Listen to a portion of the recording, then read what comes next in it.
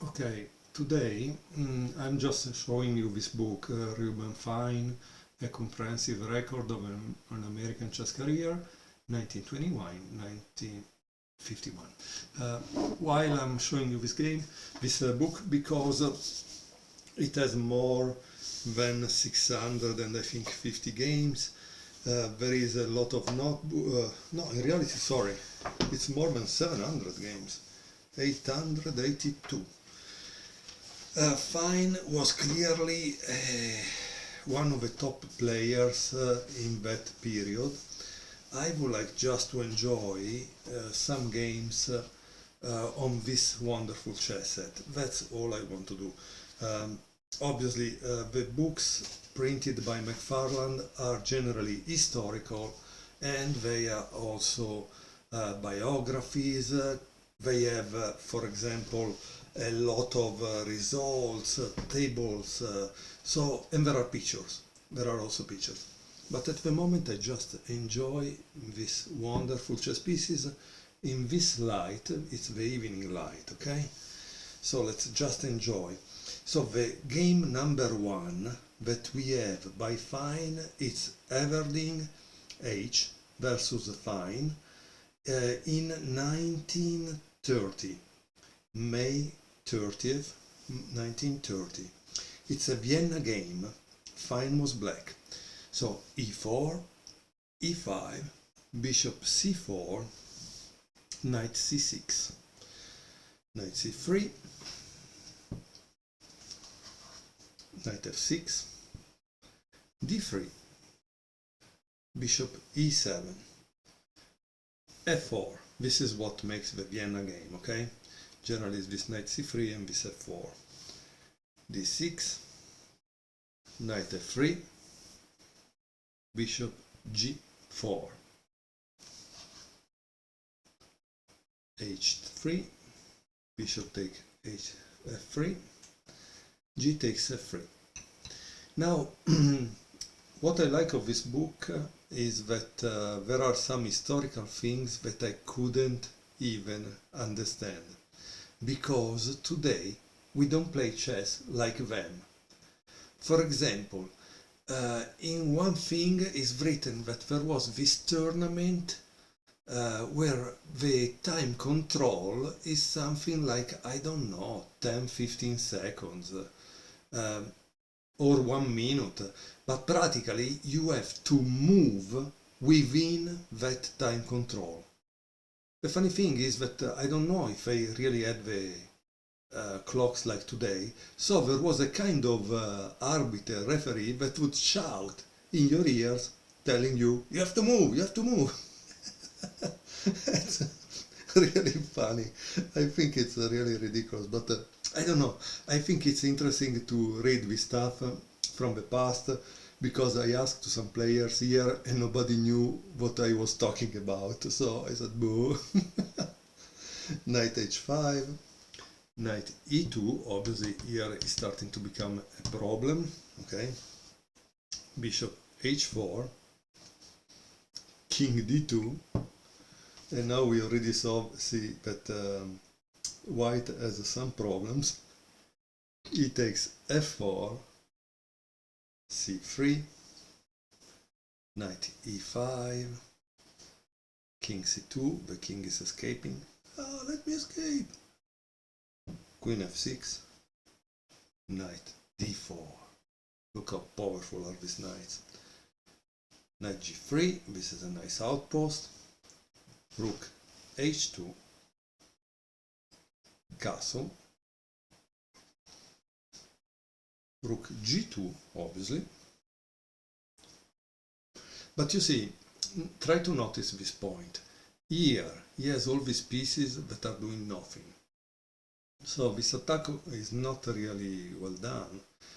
He should try to develop the pieces in some ways. By the way, many of the games in this book are not annotated at all, okay? So if someone wants to annotate Reuben Fine games, that's a good idea. c6, knight e2, g5, knight takes g3, f takes g3, bishop d2, and queen takes f3. Now Reuben Fine is also famous for a kind of endgame manual that was like, I think, 600 pages, and that he said that he did in a few months. So just to show you how strong this player was. Maybe it's part of a legend, obviously, but the point is that work was really big, and it was used like a kind of Bible for the endgame in US. Queen takes f3, knight takes f3, d4, rook a, e8, bishop d3, d5, e takes d5. So this is also another thing that is nice, right? We are watching a game that happened, 93 years ago, 94 years ago, so it's like we are in a time machine and we are witnessing the event. So that is what I like of chess. C takes d5. Rook f1. I should have had some longer arms, I think, because it would help. Generally, I think it would help. Knight takes d2. King takes d2. King g7. So look at this. This game is won by Fine, but this bishop is kind of strange, right? It doesn't seem right. At the same time, these are pawns that are passed, and so they are a problem, right? Obviously, I don't have an engine that is telling me who is gonna win or is gonna lose. I am just doing some observations. Rook f5, rook d8, obviously needs to defend this one. Wow, can you imagine the next move by white? This is really interesting. He plays rook takes g3. So he really did a kind of positional sacrifice on that. Why? Because after bishop takes g3, there is rook takes g5,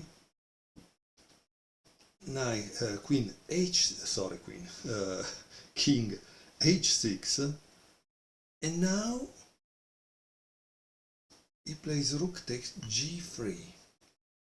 Wow, what an interesting thing, huh? But he still doesn't solve the problem. I honestly don't think he's solving the problem, this thing, because unfortunately he has this that is a pass pawn. The two rooks are kind of strong, huh? I don't know, maybe I'm wrong, I don't know. Rook g8, rook f3, rook g2, king c1, rook e8, now is threatening a checkmate in e1, okay? Rook f1, rook e3, bing, bing, bishop f5, rook a g3. So what is important to understand in the endgame is that you must visualize in what type of endgame you want to enter. And here it's clear that black is trying to enter in an endgame that is rook versus bishop. Bishop c8, rook g1, rook takes g1, rook takes g1, king c2, rook g2, king b3, and rook g8. Look how smart is Fine. He's practically paying back white for his combination on this, saying, yeah, take this and see what happens. Bishop g4, king g5. Of course, in the endgame, the most important thing is to have an active king, because now the king cannot be checkmated by all the pieces like in the middle game, right? King b4, f5. Obviously, if you have a pass pawn, you need to push it.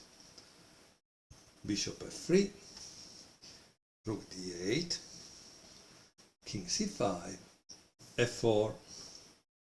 This is kind of scary, because the point here is, if you take here, black takes, you take, and then that pawn becomes unstoppable.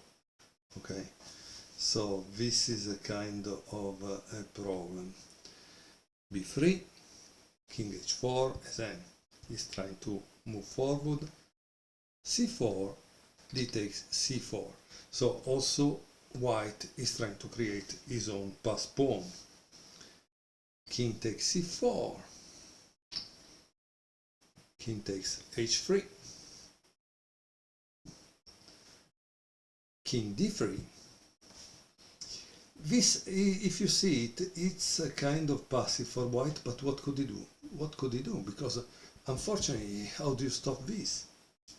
That's terrible, right? King g3, bishop take b7, and of course we needed to see that black is really good in his understanding of the endgame, because watch, he doesn't care, he plays f3. At this point, what do you do? Because he still has a pass pawn here, and if you also have to sacrifice this on this, he gets it, and then this pawn is passed, and the rook is able to manage for a little this up to the moment you have a queen. So the game, I think it's already over. It's just white being stubborn. Check, king d2, rook e2, king d1, rook takes e2, bishop takes f3, king take f3, d5, and rook a5. Why? Because if you do this, boom. So you see, here after rook a5, finally white resigned. But the point of watch a game like this is that in a few minutes we have just gained some knowledge about this kind of maneuver, this pattern, every time, tack, tack. Also here on g5, when he did it with the rook and he sacrificed the other in order to get everything back.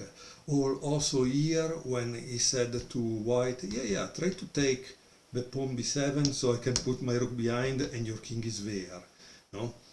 So we watch these beautiful games and we gain understanding of some patterns that in chess happen over and over. And this is a way that we grow in chess.